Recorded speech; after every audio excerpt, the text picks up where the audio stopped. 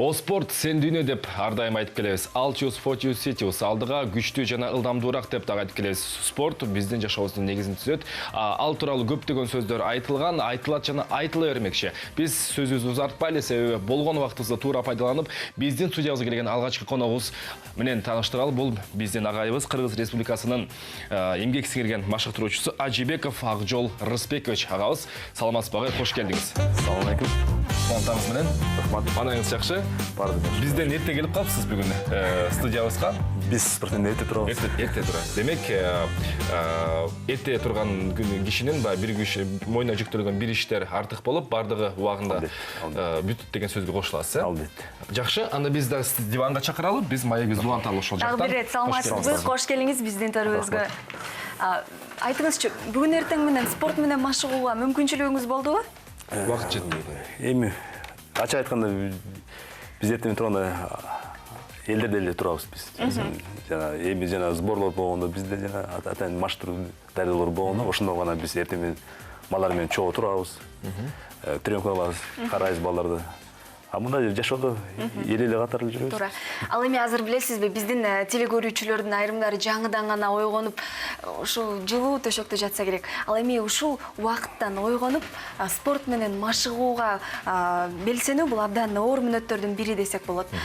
Биз кандай ойлорду ойлогондо, деги эле кандай мотивацияны алганда биз деги эле төшөгүбүздөн туруп, спорт менен машыгып, көчөгө чыгып, чуркап, деги эле ден соолугубузду камсыздап сактай алабыз. Эми Эң биринчи орунда эмнени ойлош керек мына ушундай маалда?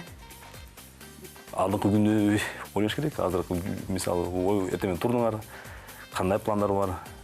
Анан биринчи позитивный настрой болуш керек силерде, баары позитивдүү болуш керек. Эртең тургандан күн жакшы, жамыр жаабы, кар жаабы, күн чыгып турабы? Силер түрүсүңөр удайчы эртең турганда.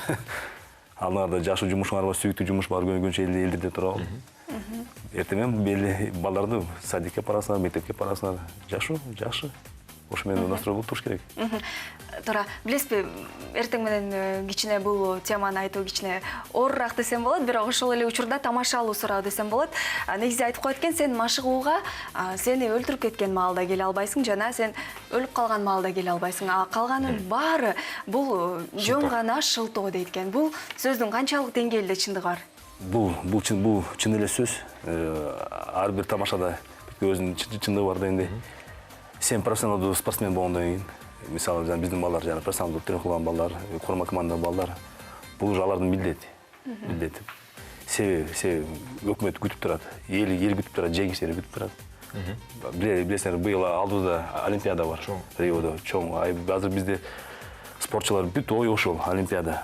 Бүт мындай максаттарыбыз, жана жумуш кылганыбыз бүт ошо Олимпиадага карата. Анан кандай десем, спорт бул милдет биздин.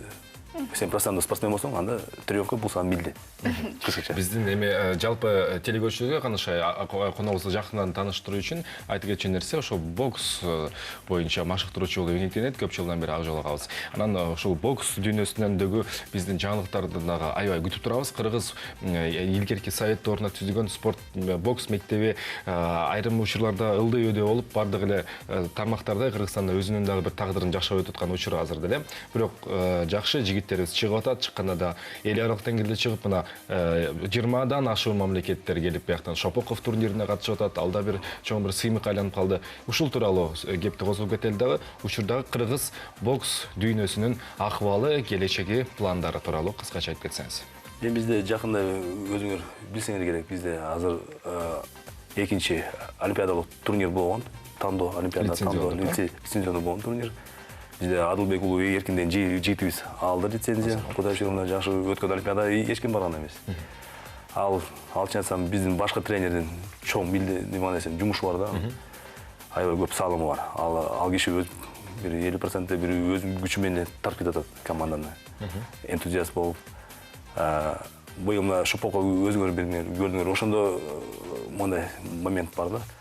Жана Алжирдин командасы келген балдар ошондо бизге келген 9 бала болгон. Эко олимпиадалык лицензия балдар келген. Шопокоттон кийин ошол балдар кетишти.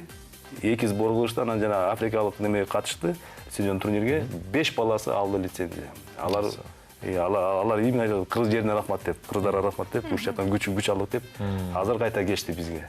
Азыр Тамга айылында бизде база бар, спортивный, уш жакта жүрүшөт. 8 олимпийцтер. Ал жерде Биздин курама менен чогуу сборлор болушат. Инсан. Азыр бизде акыркы эми лицензионный турнир калды, дүйнөлүк Бакуда 15-июнда. Эми ошо биздин максатыбыз. Жана биздин белгилүү балдарды билесиңер силер. Азат Үсөнәлиев, Өмүрбек Малабеков, Эрмек Сакенов, Турат Осмонов деген балдар.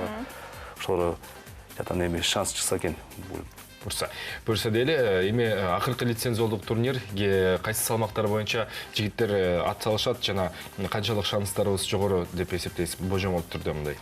Эми бизде жака бүт дүйнө чогулат акыркы турнир. Эми мында ачык айтканда азыр кимиси барат, балдардын кимиси барбайт, аны пока биз айта албайбыз азырынча. Азырда этаптар болуп атат. Дагы мында биз тандайбыз балдарды азыр турнирлер. Кыргызстандын ичинде? Жок, bizde азыр турнир болот, Казакстанда турнир болот, Россияда турнир болот. Дагы карайбыз балдарды. Кимиси кайка кандай, ким жарайт, ким жарабайт. Мүмкүн курама командада кичине алмаштыруулар болот. Мүмкүн. Андан жакшы экен. Ал эми Кыргызстандын желегин чет мамлекетте желбирет келген Урмат Рыскелдиевди дагы айта кетпесек болбос. Ал эми сизде ушул айтып калдыңыз, деги эле спортто өзүңүздүн дагы машык окуучуларыңыз бар экен. Мисалы окуучуларыңыздын арасынан азыркы учурда сиз сыймыктангандар кимдер жана кандай ийгиликтерди жаратып келишет жана кандай негизи критерийлерден улам сиздин окуучуңуз болууга мүмкүнчүлүк алышат? Мен де өзімді 7 балам жана ар кандай дүйнөлүк чемпионаттарга катышкан, мен өзүм машыктуу мен балдарым. Азыркы моментте менде койма командада өзүм балдарым Жанбек Мусаев 3 жолу болду, чемпион Кыргызстан болду эркектердин арасында. Эркинбек Болтбек уулу, ал азыр мына жакын эле лицензион турнирге келди, 69 килограммда ал 1-чи номер азырынча. Ыктыяр Шабданбаев, азыр ошо 69 2-чи номер болуп кетет, ошо эки базда билет кандай. Алда бул балдар бүт баары дүйнөлүк чемпионаттарга катышкан балдар. Ошо менин өзүм балдарым. Өзүңүздүн балдарыңыз дегенде? Бизде мындай неме жана баштоочуларда бизде көп балдар перифериядан келишет, көп балдар. Келгенден мына борборго келгенден тандайт тренерди. Анан ошо үчүн бизде өзүнүн балдарыбыз бар да, анан эки жактан келген балдарыбыз бар да, ар бир тренерде машкан балдар. Анан өзүңүздүн эле балаңыздай анча-мынча үйгө чакырып алып чай дайыр кылган учурлар көп болуп калат. Чай да беребиз, үйдөн да иштетебиз аларда. Кез-кезде. Физикалык акыбал тууралуу оптималдуу болуш үчүн. Туура.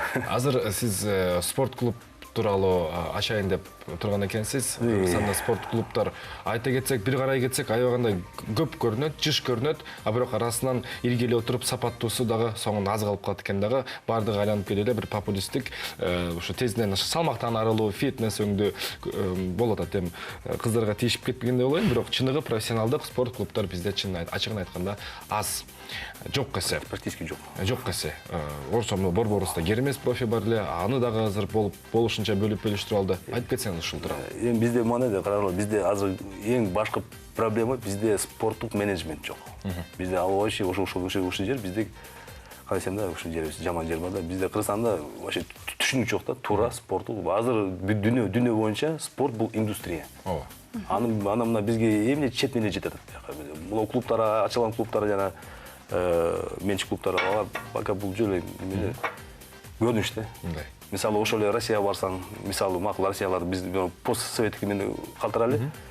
Ачык мына көрүнүш Америкаларда, Европаларда барганда сонун спортивный менеджмент. Азыр бизде кандай спортсмендер? Биз күтөбүз да, мисалы. Качан бизге каражат берет, качан өкмөт берет, качан тиги берет. Биз сураган эле көп калабыз да. Азыркы мисалы дүйнөдө менеджменттен ар бир клубтарда, ар бир министрликтарда менеджерлер бар балдар. Алар акчаны издейт, табат. Алар бизнесмендерди чакырат, бизнесмендерге сунуш кылат. Бизнесмендерге жөн-жөн акча бериш эле кыйын да. Аларга да бир нерсе бериш керек.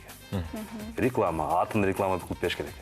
Мисалы жана кандай немеси бар, аны ушул реклама кылып жардам берип бизден да канча келишет. Бизде азыркы спортто бер деп сөз болот. Ошол жагы биздеки. Ошол үчүн бизде жана профессионалдуу спорт клубтар аз. Мен үчүн просто бизге жетишпейт менеджмент. Туура. Тренер только күтүп турат бирөөдөн же бир бай киши келип акча берет, же өкмөт акча берет. А өздөрү издебейт. Аракет кылбайт. Ушу бер дегенде бұрын мен саған бере аламын деген көп варианттар бар да, билесиңер өзүңөр. Ал спорт бул азыр бизнес. Бул индустрия деп коет буну. Туура айтасыз.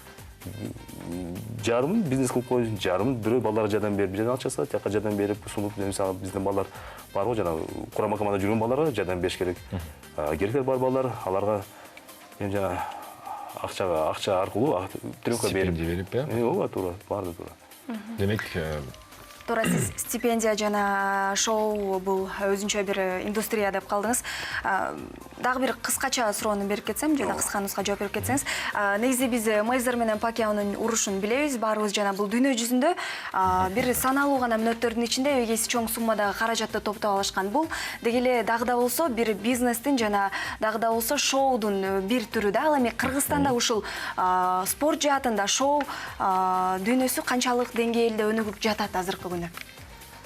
Бизде эми ошол шоулар жөнүндө айтып кетейин. Билесиңер да, илгери жана бизде Александр Войтон бар болчу, Эрнест профи көп шоулар кылган. Аракет кылган ал киши, чын эле жакшы аракет кылган башы. Стадионду чогултуп, бирок биздин элибиздин психологиясы жаман да. Бизде карасаңар, мисалы жана футбол болду жакында, билесиңер. Элдер бүт баары жана 100 сом десе, ошондо төлөсү келбейт. Биздин элибиз көмүп калган, бекер кантип мен төлөйм? Мен 100 сомду беремби? Алар түшүндүрөсүң, бул силерге бул акча балдарга кетет деп. Түшүнүшөт да. Мисалы ошол Америкада кыскача айтып коеюн. Биздин коллегабыз бар, Урмат Рыскелдиев, Тимур Шайлозов азыр бул профессионалдуу спортсмендер жүрөт Америкада. Ошо Тима менен сүйлөшкөндө алып жатат. Айда Америкада мондай. Чогултат, жөн эле любой жерден бир жерден көчөдөн эле алышат. Мондай баннерлер тартып коет дейт. Отуруштарды коюп коет дейт, рингти коюп коет. Кирүүнү $25 деп коюшат. Элдер келип ошол $25 төлөйт.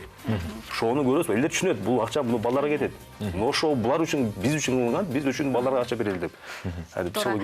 Демек, ушул шоуду жаратуу үчүн биздин элдин аң сезими мына ушул деңгээлге чыгыш керек турбайбы? Өзүбүздүн спортчуларыбыз менен өзүбүз сыймыктангыбыз келсе, биз аларга колдоо көрсөтүшүбүз керек экен да. Кыскасы колдоо көрсөткөндө бул анын баарына үйүнө барып туруп оокатын жасабайсыздар. Бул гана ошол жигиттерибиз же болбосо ошол машыктыруучулар урушуп жаткан шоуларга, конкурстарга же дейли машыгууларга кирип өз салымыбызды коштук. Анан дагы биздин бүгүнкү коногубуз айтып кеткен эң маанилүү нерсе спорт азыркы учурда бул чоң менеджменттердин менеджерлердин ишине айланып калды. Ушул тууралуу дагы бүгүнкү күндүн тезиси бойдон сакталсын. А биз болсо коногубуз тууралуу дагы кыскача айтып кетсек, ошол Кыргыз Республикасынын эмгек сиңирген машыктыруучусу Ажибеков Акжол Рысбекович бүгүн бизде конокту болуп өттү. Акжол Рысбекович, сиздин иштериңизге ийгилик каалап өтөлү. Тезден спорт клубду ачыңыз. Биринчи улумду сиздин колуңузга тапшырам. Туура. Чоң рахмат, терең ыраазычылыктар. Рахмат. Рахмат сизге.